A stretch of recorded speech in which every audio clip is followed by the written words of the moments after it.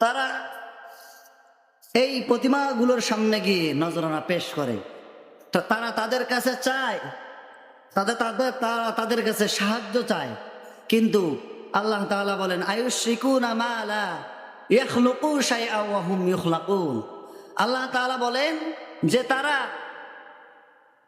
আল্লাহর সঙ্গে তারা যাদেরকে অংশীদারিত্ব করে, যাদের কাছে সাহায্য চায়, তারা নিজেরা তাদেরকে কোনো সাহায্য করতে পারবে না, কোনো উপকারে তাদের আসবে না। শুধু তাদের উপকারে না, তারা তো নিজের উপকার নিজেরাও করতে পারে না।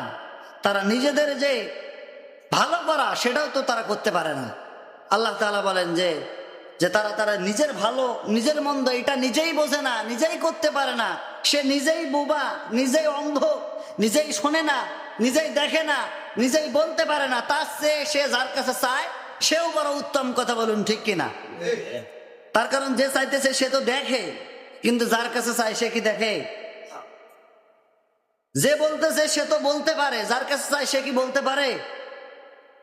যার কাছে চায় সে শোনে না, কিন্তু যে চাইতেছে সে শুনতে পায়। কথা বলুন ঠিক কিনা? তাহলে যার কাছে চাচ্ছেন, যার কাছে নজরানা পেশ করতেছেন, তার 12-14টি 15টি হাত থাকতে পারে, হাতে তরবারি থাকতে পারে, কিন্তু সেই তরবারি দিয়ে, সেই 15-20টা হাত দিয়ে তারা চুল পরিমাণ তাদের হাতের মধ্যে একটা মাছি পড়লেও সেই মাছিটাকেও তাদের উড়িয়ে দেওয়ার ক্ষমতা তারা রাখে না। কথা বলুন ঠিক কিনা?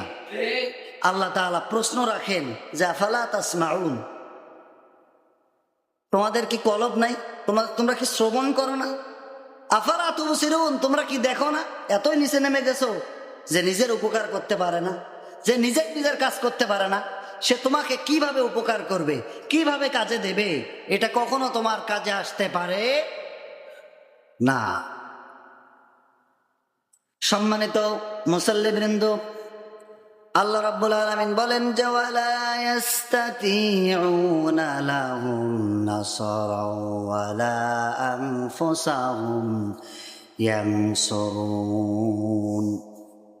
আল্লাহ তাআলা বলেন তারা তোমাদের কোনো সাহায্য করতে পাবে না তোমরা, তার কারণ তোমরা নিজ হাত দিয়ে তাদেরকে বানাও, নিজ হাত দিয়ে মূর্তি বানিয়ে, নিজ হাত দিয়ে প্রতিমা বানিয়ে, নিজ হাত দিয়ে খোদা বানিয়ে, নিজ হাত দিয়ে মা কালী বানিয়ে, নিজ হাত দিয়ে মা সরস্বতী ভগবতী বানিয়ে তাদের কাছে যে তোমরা সাহায্য চাও, আল্লাহ তাআলা বলেন তারা কখনো তোমাদের কাজে আসবে না, কখনো তোমাদের কাজে আসবে না, কখনো তারা নিজেদের উপকার করতে পারে না। আল্লাহ তাআলা বলেন যে ইয়া আইয়ুহান নাসু দুরিবা মাসালুম ফাসতামিউ লাহ, মানব সকল শোনো যে আমি তোমাদেরকে একটি উদাহরণ দিচ্ছি, একটি গল্প শোনাচ্ছি, মেসাল দিচ্ছি, শোনো।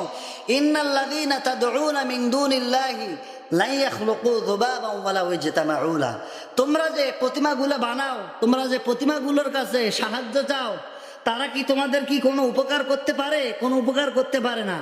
সুতরাং তোমাদের উপকার তো দূরের কথা, যে দউফাত তালিবু ওয়াল মাতলুব, তারা ন্যূনতম একটি প্রাণী, একটি মাছিকেও তারা তাড়িয়ে দিতে পারে না।